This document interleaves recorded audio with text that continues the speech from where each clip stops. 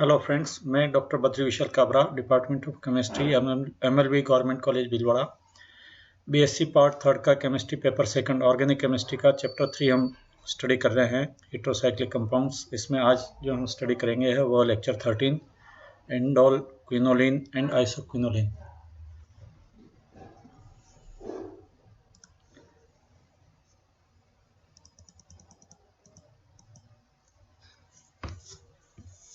अभी तक हमने जो हेटेरोसाइक्लिक कंपाउंड स्टडी किए हैं वो हैं एक रिंग वाले कंपाउंड्स और 5 सदस्यीय वलय संरचना के कंपाउंड। यदि ये 5 सदस्यीय वलय संरचना एक बेंजीन रिंग के साथ कंडेंस हो, संघनित हो, तो जो कंपाउंड्स बनते हैं उनमें कुछ कंपाउंड्स हम स्टडी करेंगे। इनके नाम है इंडोल, क्विनोलिन तथा आइसोक्विनोलिन।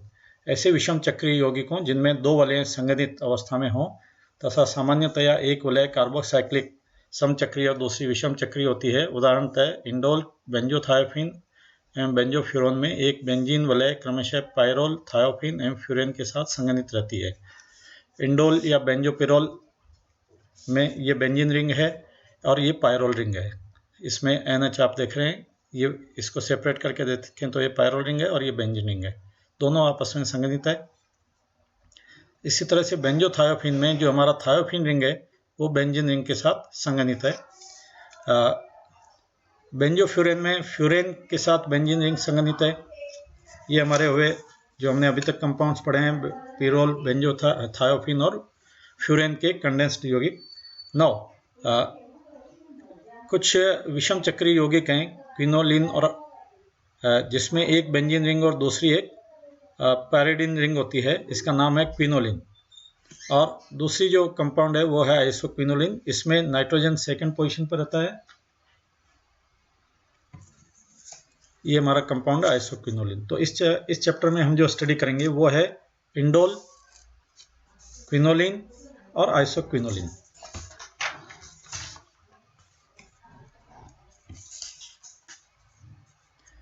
पांच सदस्यों वाले संयुक्त विषम चक्रीय यौगिकों का रसायन।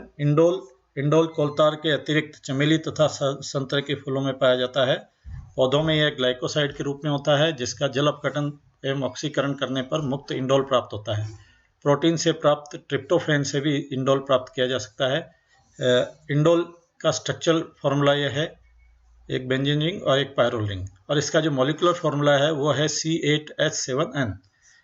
इंडोल की संरचना एवं एरोमेटिकता की बात हम करें, इंडोल में एक बेंजीन वलय एक पायरोल वलय के साथ संघनित रहती है। इंडोल में दोनों वलय समतलीय होती हैं। दोनों वलयों का प्रत्येक कार्बन परमाणु एक पायरोल वलय का N परमाणु sp2 संकरित होते हैं, यानी सारे जो एटम्स हैं वो sp2 संकरण में है। इंडोल में 4n+2 पाई हक्कल के नियम का पालन होता है जिसमें N परमाणु का एकाकी इलेक्ट्रॉन युग्म भी शामिल है। इंडोल में योगात्मक अभिक्रियाओं के स्थान पर इलेक्ट्रॉन स्नेही प्रतिस्थापन अभिक्रियाएं संपन्न होती है। इंडोल की अनुनादी संरचनाएं, संरचना एवं क्रियाशीलता का वर्णन पूर्व में भी किया जा चुका है।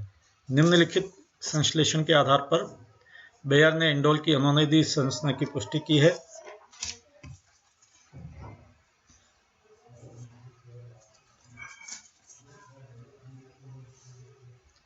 ये ऑर्थोनाइट्रोफेनिल एसिटिक एसिड लेंगे, उसको टिन हाइड्रोक्लोराइड की उपस्थिति में साइक्लाइजेशन होगा तो हमारी बेंजीन रिंग के साथ CH2, COH और NO2 किस में चेंज हो जाएगा, NH2 में।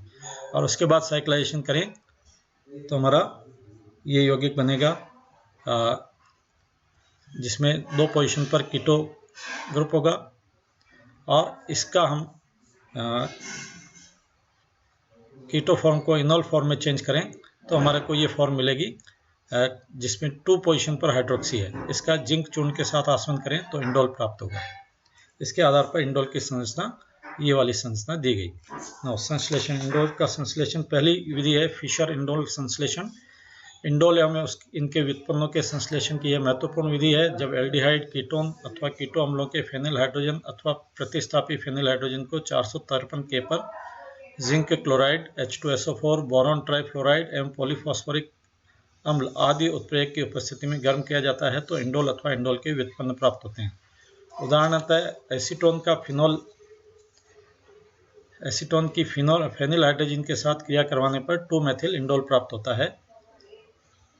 ये फेनिल हाइड्रोजन है, इसके एसीटोन के साथ रिएक्शन करवाएंगे तो ये संघनन हो जाएगा, N double bond C creation हो जाएगा, एसीटोन फेनिल हाइड्रोजन का निर्माण होगा।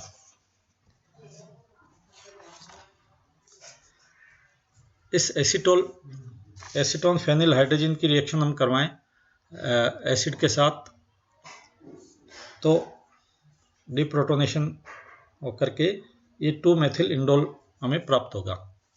क्रियाविधि इस अभिक्रिया को रॉबिन्सन ने निम्न प्रकार समझाया। ये हमारा एसीटोन फेनिल हाइड्रोजन है, इसकी एसिड के साथ रिएक्शन, ये जो नाइट्रोजन है या ये प्रोटोनेशन हो जाएगा, माइनस प्रोटोनेशन डिप्रोटोनेशन पर हमारा कंपाउंड ये प्राप्त होगा और ये एक रीअरेंजमेंट होकर के हमें ये स्ट्रक्चर मिलेगा जिसमें CH2 CNH2 और CH3 यहाँ आ गए।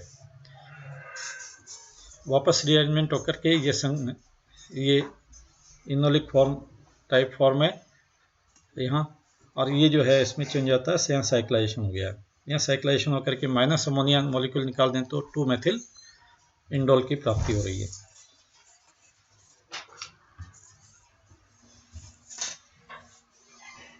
यदि पायरुविक अम्ल की फेनिल हाइड्रोजन के साथ अभिक्रिया होती है तो इंडोल प्राप्त होता है। ये पायरुविक एसिड है, इसकी फेनिल हाइड्रोजन के साथ अभिक्रिया पर या संघनन हो गया, N double bond C creation हो गया और ये एन डबल बॉन्ड सी आगे जाकर के साइक्लाइजेशन होकर के और डीकार्बोक्सिलेशन और डीएमिनेशन से हमें इंडोल की प्राप्ति हुई। अगला संश्लेषण है विशलर संश्लेषण। अम्ल की उपस्थिति में अल्फा हेलो कीटोन अथवा अल्फा हाइड्रोक्सी कीटोन को एरिल एमीन के साथ संघनित करने पर इंडोल एवं उसके व्युत्पन्न प्राप्त होते हैं। ये हमारा एनिलीन है और एनिलीन की रिएक्शन 2 मोल की आपस में किसके साथ रिएक्शन करवा रहे हैं, ये हमारा alpha keto chloro compound alpha halo ketone प्राप्त हो रहा है हमें यहाँ, जिसका साइक्लाइजेशन होने पर हमें 2,3 डाई एल्किल इंडोल प्राप्त हो रहा है।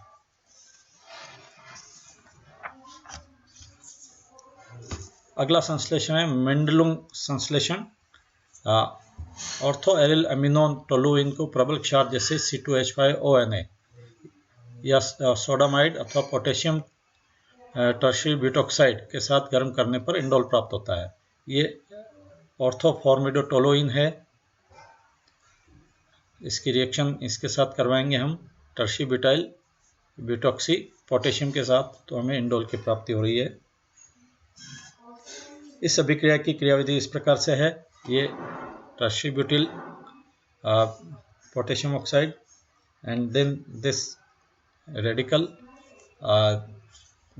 abstracts one hydrogen butoxide radical to give this anion, and then this cyclization of this compound gives hydrogen derivative, 2 hydro derivative, and on cyclization of this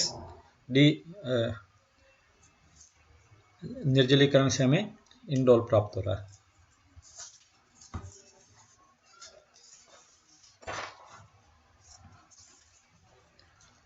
resort संश्लेषण। ऑर्थोनाइट्रोटोलुइन की diethyl oxalate के साथ sodium ethoxide की उपस्थिति में अभिक्रिया करवाने पर इंडोल प्राप्त होता है।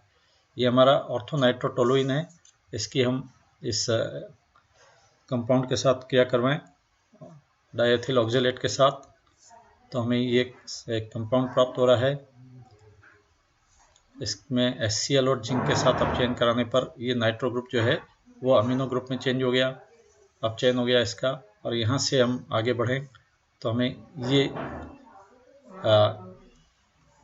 जो कीटो फॉर्म है ये इसका इनोल फॉर्म है, और इनोल फॉर्म के साथ में हम निर्जलीकरण करवाएं तो हमें इंडोल की प्राप्ति हो रही है, और जो इसका कार्बोक्सी डेरिवेटिव की प्राप्ति हो रही है, और इसमें से डी कार्बोक्सिलेशन करने पर हमें इंडोल की प्राप्ति हो रही है। अगला संश्लेषण है लिप संश्लेषण। इस विधि में ऑर्थो अमीनो क्लोरोस्टाइरिन को सोडियम एथोक्साइड के साथ गर्म करने पर इंडोल बनता है। ये ऑर्थो अमीनो क्लोरोस्टाइरिन है, इसको हम रिएक्शन करवाएं C2H5ONA यानी सोडियम एथोक्साइड के साथ तो हमें इंडोल की प्राप्ति हो रही है।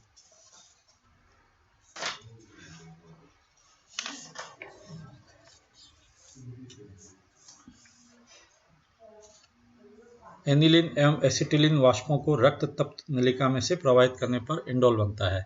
हम एनिलीन लें और साथ में एसिटिन लें और इसको रक्त तप्त नलिका से प्रवाहित करें तो इंडोल की प्राप्ति होगी। फ्रीडमैन संश्लेषण ऑर्थो एसिल एमिनो टोलुइन का वायु की अनुपस्थिति में क्षार सोडियम हाइड्रोक्साइड अथवा सोडियम एमाइड के साथ गर्म करने पर इंडोल प्राप्त होता है। ये ऑर्थो फॉर्मिल एमिनो टोलुइन है। सोडियम इथोक्साइड के साथ रिएक्शन करवाएं, निर्जलीकरण होगा और इंडोल कंपाउंड बनेगा। इस लेक्चर में यहीं तक। Rest in next lecture. Thank you.